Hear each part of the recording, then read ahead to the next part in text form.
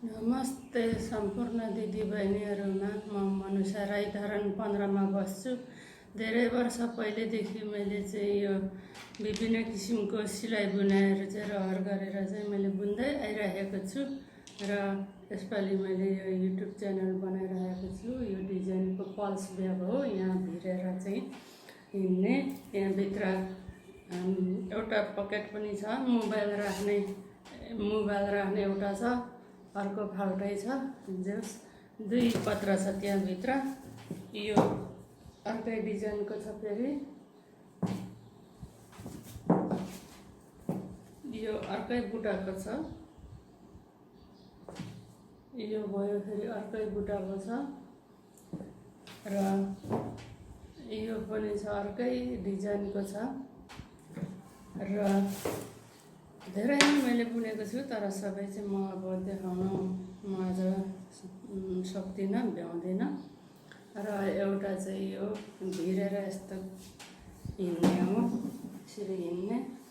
यहाँ पनि चेन राखेको छु अनि भित्र मोबाइल राख्ने अर्कै एउटा खल्ती छ त्यहाँ पनि। र यो युट्युब च्यानल अवश्य हेर्नुहोला र मलाई लाइक सब्सक्राइब गर्नु नभुल्नु होला। र त्यसमा कसरी मैले बुनेको छु, कसरी थालेको छु, कसरी फिनिसिङ गरेको छु, कति समय लाग्छ, त्यो सम्पूर्ण त्यही जानकारी पाउनुहुनेछ। र यो छिटो चाँडो बुन्ने हो भने यो ब्यागहरू 3 दिनमा सकिन्छ, तर म चाहिँ हल्का बिस्तारै बुन्दाखेरि 6 दिन जति लाग्छ मलाई चाहिँ। र सरासर बुन्ने हो भने 3 दिनमा यो सकिन्छ। हस् त, धन्यवाद। सानो पल्स ब्याग सुरु गर्न आँटेको छौँ। लेडिज पल्स ब्याग 1 2 3 4 5 6 घरको थालेको। यसको अब यहाँ थाल्ने हो। अब चेन नतानिकनै 6-7 घर बुनेपछि यो पालको भरि हुन्छ। त्यो पछि फेरि यसको टाउकोमा घोचेर चाहिँ बढाउँदै जानुपर्ने हुन्छ। भइसकेको छ। अब कसरी बढाउने, कसरी ठुलो बनाउने भन्दाखेरि चाहिँ यो अघि जहाँ घोच्यौँ त्यही नै फेरि घोच्ने डबल। अब यसै गर्दै बढाउँदै लानुपर्छ। आवश्यकता अनुसारले बढाउँदा पनि हुन्छ। मैले चाहिँ दुई घरमा चाहिँ बढाइरहेको छु। 2 घर पछाडि अब फेरि यसमा बढ्यो। अब यो रातो पितको भाग सकियो। अब यसको लागि चाहिँ अर्को कलरको मैले हालिसकेको छु, सुरु गरिसकेको छु। यो निलो 9 अनि रातो 1। अब फेरि निलो 9 अनि रातो 1। त्यो पछि निलो 8 रातो 2 हुँदै घट्दै जान्छ, बढ्दै जान्छ। पल्स ब्याग यो वरिपरि 14 राउन्ड छ अनि 14 राउन्ड पुग्दाखेरि 120 घर छ सबै गरेर। अनि यो हरियो 9 रातो 1 गरेर थालेको छु। 9 1 9 1 गरेर बुन्दैछु र धागो नचढाइकनखेरि बुन्दैछु। अब यो निलो हरियो बढ्दै जाँदैछ, ओरेन्ज घट्दै जाँदैछ। धागो नचढाउँदाखेरि चाहिँ छोटो छोटो बुटाको बन्छ, अलिकति टाइट पनि हुन्छ, राम्रो पनि देखिन्छ। धागो चढायो भने चाहिँ लुज हुन्छ अनि अलिकति नराम्रो पनि देखिन्छ।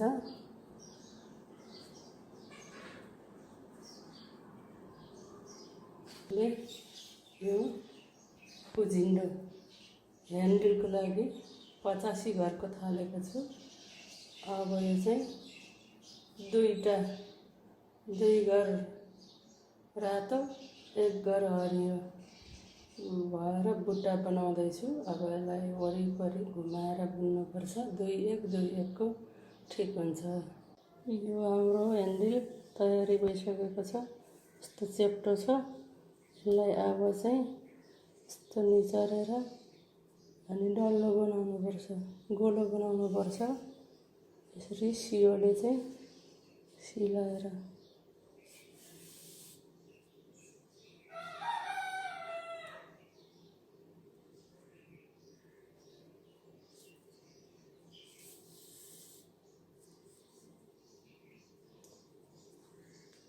अब हाम्रो ब्यागको ह्यान्डल लाउनु तयारी।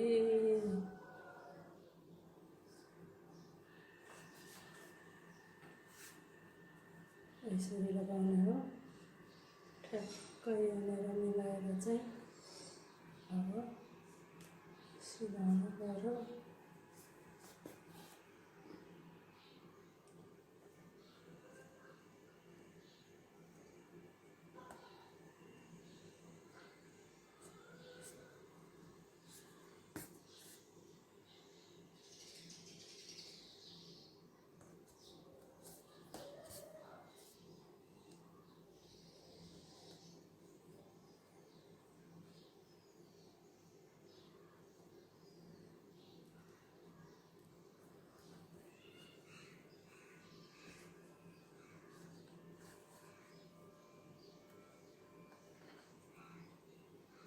फुल बुट्टाको लागि यो 2टा टुक्रा प्लास्टिकको धरो छ, यसलाई दिएको छु। अब यसरी यो 2टालाई समाउने अनि यसलाई यता त्यता बनाउने। 1 2 3 4 5 6 7 8 9 10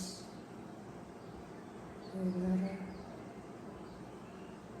12 13 14 15 16 17 18 19 20 21 22 23 24 25 26 27 28 29 30। अब सियोले चाहिँ सिराउने अनि यसरी तान्ने।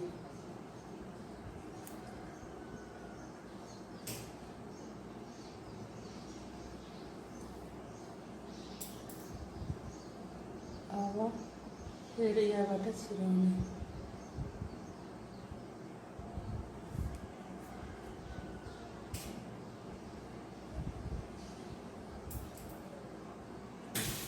अब यसलाई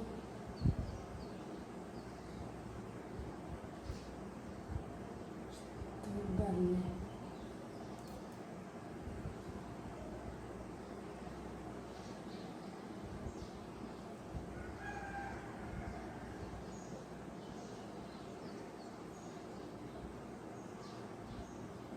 तीनपल्ट 4पल्ट बाँध्दा हुन्छ।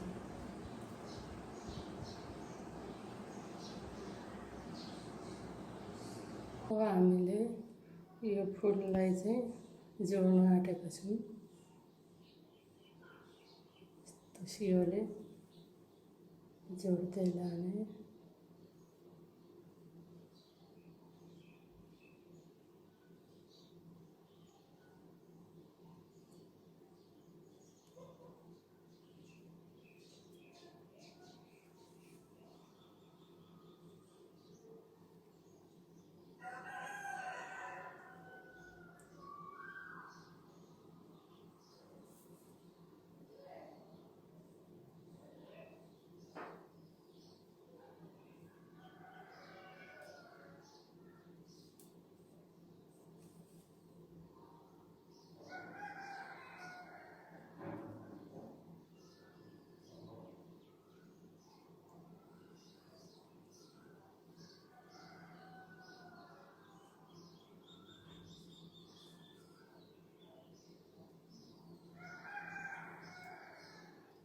एकजना मालालाई दिने मोतीको दाना।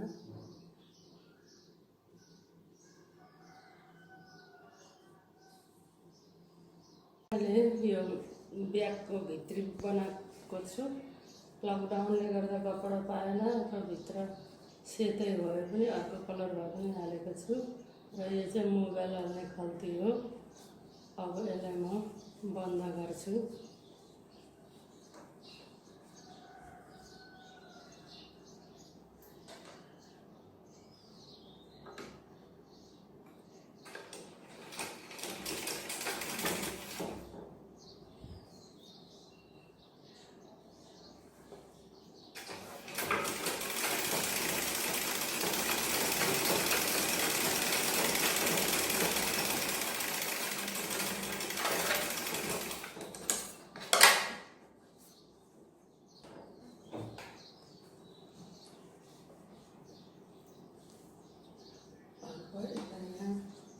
हालेपछि तयारी भयो। अब सियोले चेन लगाउने हो, यसरी हातैले लगाउने हो। अब हाम्रो ब्याग तयारी भइसक्यो।